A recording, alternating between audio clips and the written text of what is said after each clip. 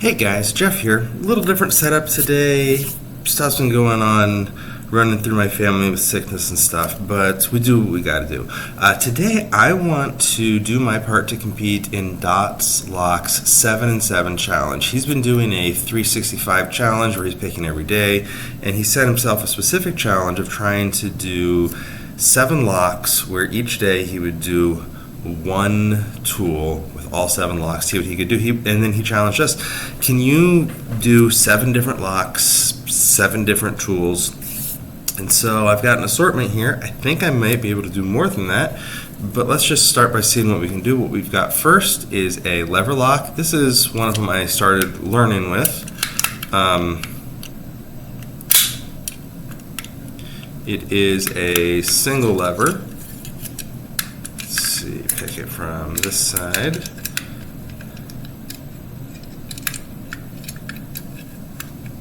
Get everything in the right place. There we go. All right.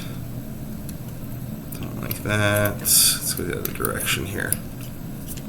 Okay. Now I don't usually pick this guy in hand, but it does just have one lever, so it shouldn't be horrible, right? I can just find the one lever, lift that up, and there you can go. You can see we've got our first one open. For our second one, I learned that this teeny tiny master lock, I didn't know this before until I was messing around with all these, but if you take the knife bypass straight to the back, now you're going to make a liar out of me, aren't you? Let's try flipping things over. There we go. Boom. Now I got to go through on the rest of my mini locks and try that. But there is lock number two, tool number 2. All right, moving on. How about some handcuffs? You know, I've been playing around with these lately. Still working on the actual picking part, but I decided that these would probably be the best to talk about shimming with, because none of my padlocks I can apparently shim. And I've found still so far that the best shim material is underwire from a bra, but these can't open that way. But if I shove this in there, bippity bobbity boo, there's 3.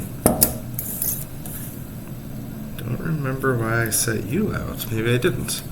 1, 2, 3. Number 4. You see that keyway? You know that this means this is a warded lock.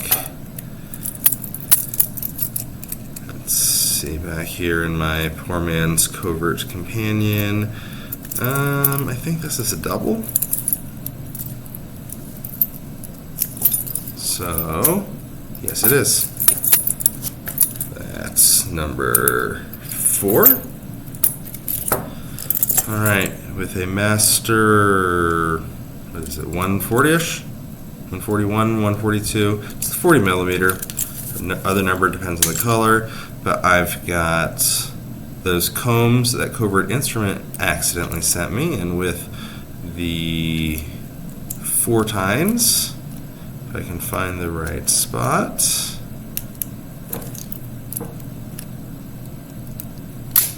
Just like turning a key. All right.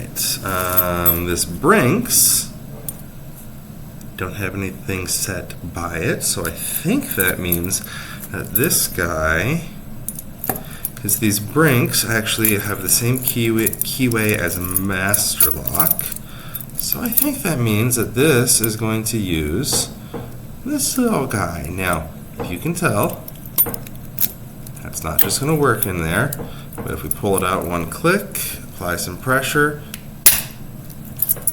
and it might take more than one go. Might take several goes.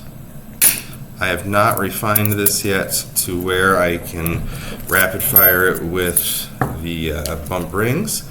I do have the bump rings, I just haven't modified things so everything sits in there right yet.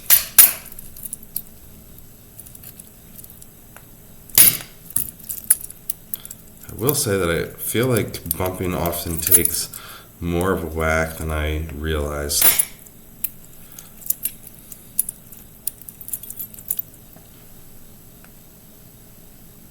Let's see, a little less pressure.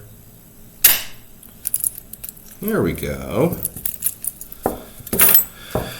All right, so we've got our last three candidates over here. This is one of those gun locks. You know how great I think those are. What we're going to do here, let's get a tensioner down here, try to leave some space. And using this little guy, one of my favorites, that's half diamond disc, we should be able to zip our way open. But first you don't succeed. Try again, right?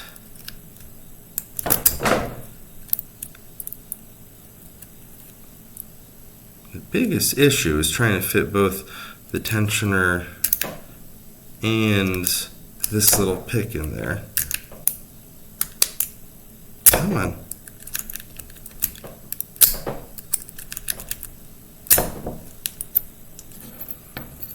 Gonna make a liar out of me after I mocked him, I guess. That's how it goes sometimes, isn't it? Try just a few more.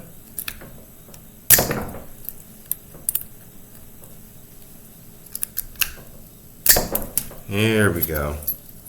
You turned, there it's open. But you saw, all it was is just put it in and zip it out, pull it out. It's almost the same kind of idea as bumping.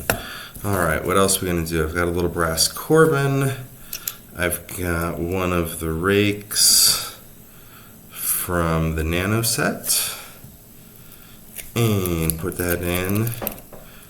And I find that I like almost more jiggling it than raking it. And last, and certainly not least, let's not forget, as I've got a little brass 4-pinner, let's not forget about single pin picking. There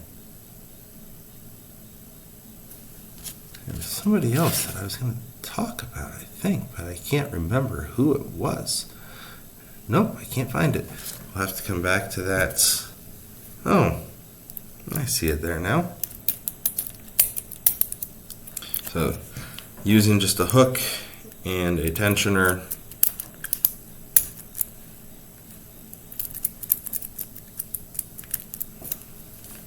to pick those 4 little pins.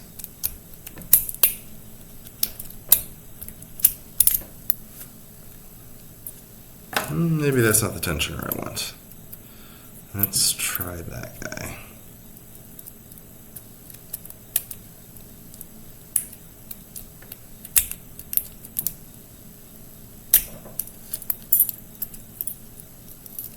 Maybe that way?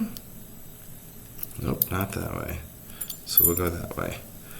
I guess I have been picking British style more with the pins down there.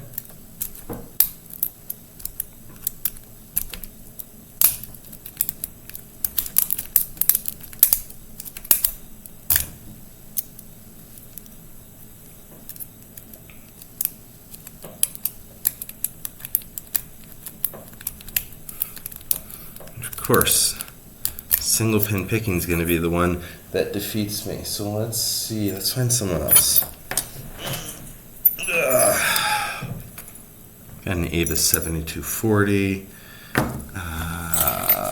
Where's the tensioner I like for that one? I think we like this from the Longhorn tensioning sets. But we're still using my favorite 2 from Jimmy Long's sets. I think this has 5 pins in it, if memory served me right. 1, 2, 3, 4, 5, maybe 6. I don't know. I just find the ones that need poked at.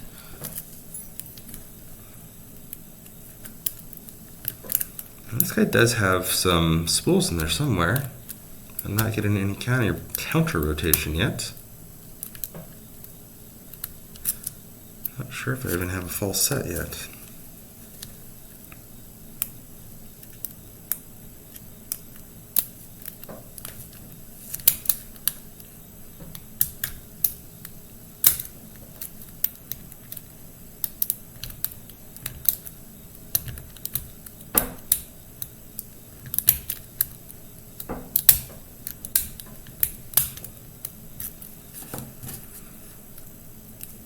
Well, I am running out of energy myself, having just gotten over getting sick, so if I can't get this wrapped up soon enough, I might call it on this one since I know I've done enough. 1, 2, 3, 4, 5, 6, 7, 8. Yeah, this would be number 9. So let's call it on that. I know I can single pin pick you, but my head is just not in it right there. So there we go. 7 and 7. 7 tools, 7 different locks, and then the extra one.